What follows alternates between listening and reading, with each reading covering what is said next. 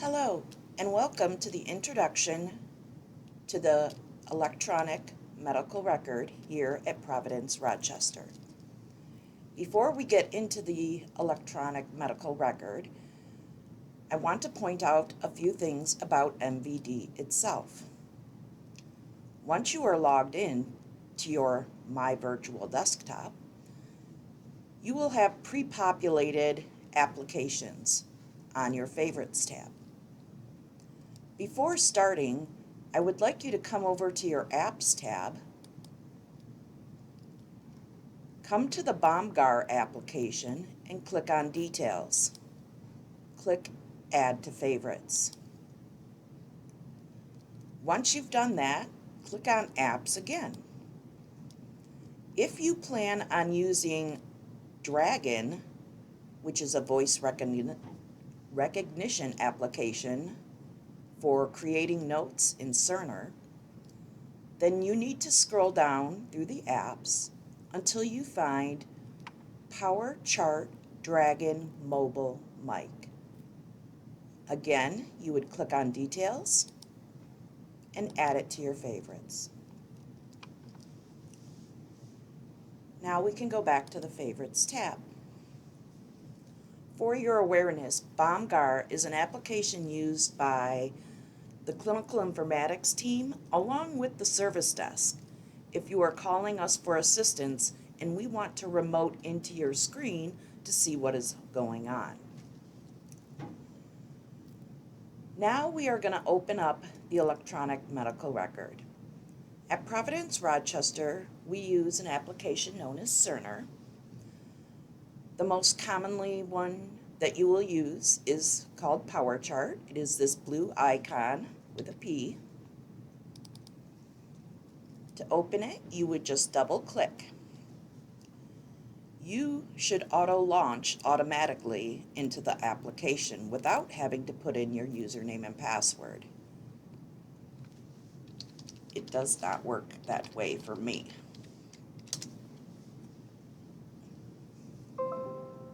Once you log in, you will default to a screen known as your inbox. First, I'm going to address the toolbars at the top. There are technically 3 toolbars. They all begin with 4 little dots. And when you hover over them, it allows you to move them. If you want to keep all 3 of your toolbars in one row, to see the other things that are hidden, there is a little drop-down arrow that you can click on to get to whatever else you may want to use. First thing we are going to do is go to your patient list. When you first log in, your patient list should be blank.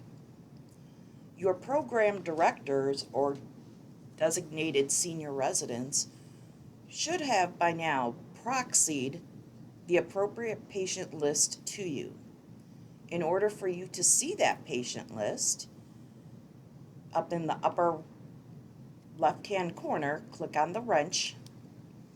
You would see the list over here under Available Lists. All you need to do is highlight the name and move it over to the active side. And then click OK.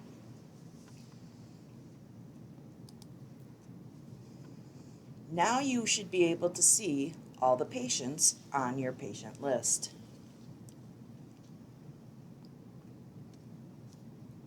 To open a patient's chart, you can do that by double-clicking on a patient's name, or you can right-click, go to open a patient's chart, and pick directly where you want to open the chart to.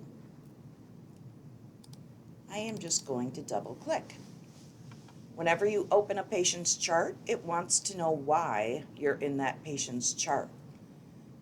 The majority of the time, you're just going to say, I am the resident.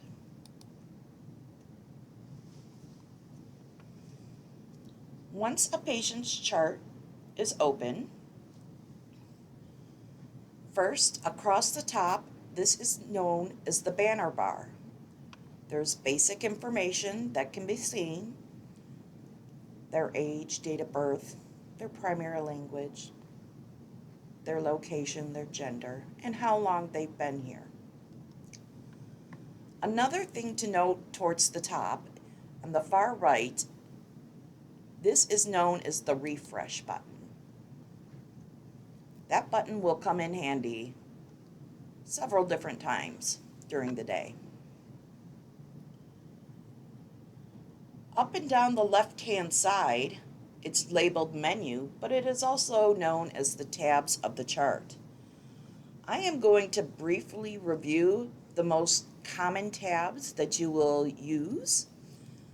The other tabs I will not discuss, and you can feel free to investigate on your own. So the default tab at the top is called Provider View. I will have a separate training video on the proper use of this tab.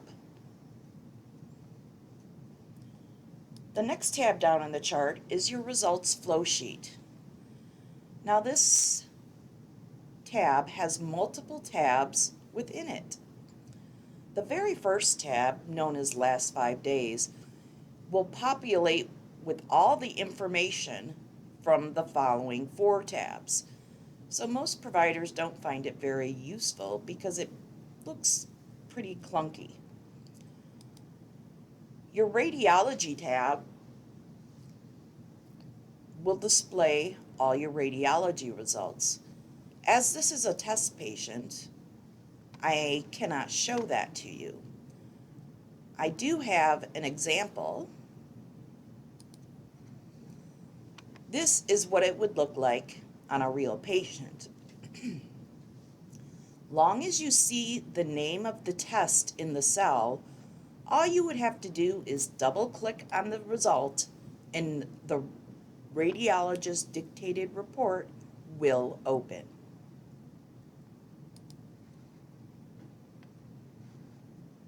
I am going to move to a different test patient really quickly. So on the labs,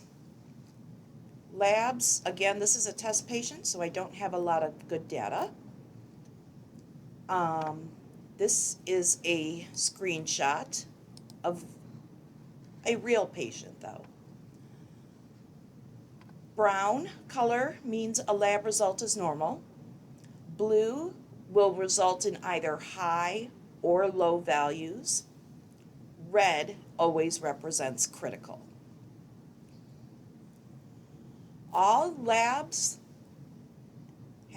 as long as there is this little box that you see here, that means you have the ability to graph the lab. While there aren't multiple results, if I put my checkbox there and click on this graphing icon located up on the left, you would see a plotted course if you had multiple results. Your vital signs, again, is your vital signs. The color coding scheme is the same as lab.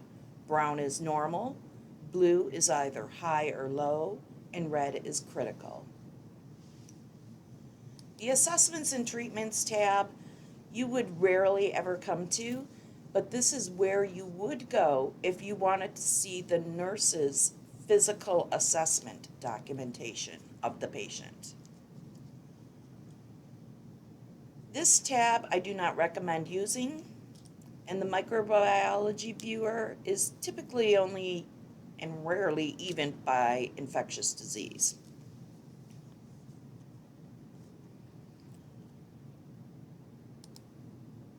The orders tab is obviously where you can see all the orders. Orders are broken out into categories. If the category is displaying in bold, that means there's active orders.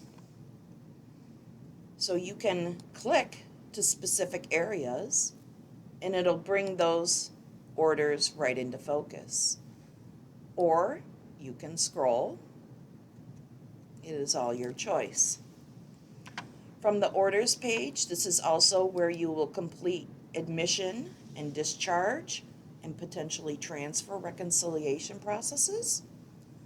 And you can also visually see the status of the reconciliations. There will be an additional video where we will go into greater details on how to place orders, discontinue orders, do MedRep. Outside records is a page that will pull in information from other institutions that a patient has been to, like Beaumont, DMC, or their PCP's office. This information will only display if the patient is enrolled in Commonwealth. This is a test patient, so they are not. You can easily tell if a patient is enrolled by looking in the banner bar under their language.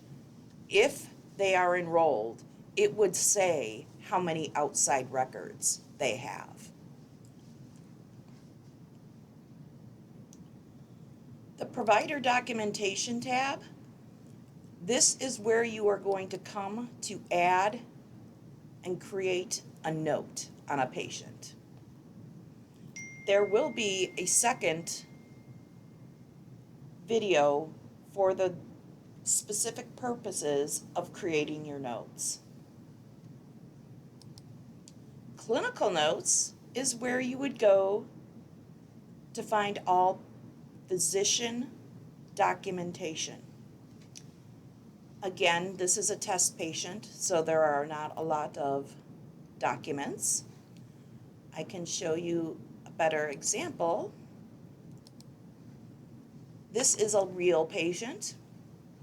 So as you could see all the different progress notes, the H&Ps, previous discharge notes.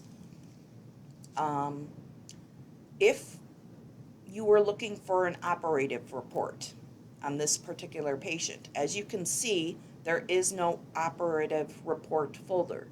That means the patient hasn't had a operation done here at the hospital.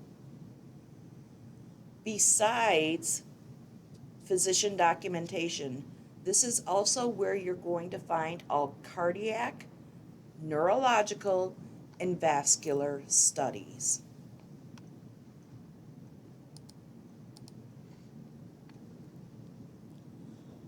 Your Problems and Diagnosis tab is a very helpful tab. Up top are the actual diagnoses. And as it states, they are things being addressed this visit. Down below is all the patient's historical problems. A key thing to note is even though the patient may be here, this patient is here with a stroke. But maybe you are actively treating their hypertensive disease. If you click on the DX for hypertension from the problems section, it will automatically add it as a diagnosis for this visit. This aids in coding and reimbursement. It is important to have all the appropriate diagnoses listed during a stay. It is also very easy to quickly add diagnoses from here. Just by quickly typing, it works like a Google search, and you can quickly add new diagnosis. You could also add additional problems if need be. Another tab of the chart that is good for your use is something called the EMR summary. The EMR summary defaults to the last 3 days. If you wanted to see further days, you could adjust it by clicking this little arrow, and it'll pull in 1 day at a time. Again, this is a test patient, and I can show you a screenshot of what it would look like on a real patient and how it's helpful. So as you can see, if it's in color, it is an active medication order, and you can see how many doses they have actually received. If it is grayed out, the patient at one time did have an active order, but it is now discontinued. But again, you could see how many doses they may have taken. This is especially helpful when it comes to the PRN section of medications to see how frequently they need to take the as needed medications.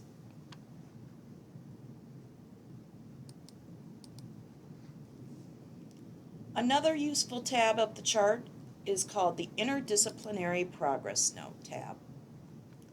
This is a read-only page, and it includes notes from all disciplines except for physicians. So you will see nurses make notes, case management, social worker, physical therapy, respiratory therapy, and so forth, dietitians. Again, I have a screenshot of a real patient. So as you could see on this patient, here's a dietitian's note, here's a social worker's note, here's a case manager's note. The majority of the notes are from nursing, but it's definitely the other disciplines definitely put in their notes here too. So this is a good place to go to kind of see what's been going on with the patient if you're not able to speak directly to the nurse or the case manager or social worker. That is the conclusion of your introduction to the EMR. There will be additional videos for you to review coming up. Thank you.